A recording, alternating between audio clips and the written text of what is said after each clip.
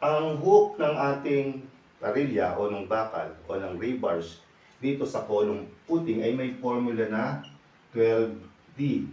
Ibig sabihin, ang 12 multiply natin sa diameter na ginamit nating bakal dito sa column footing.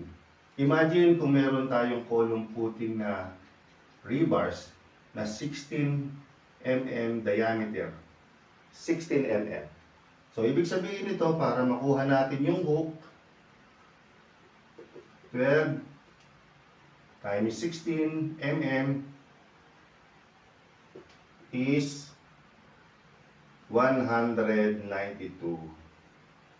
mm. So, kung titinan mo, almost 8 inches para mas madaling tandaan. Ang pinaka-hook kung 16 mm diameter ang gagamitin nyo.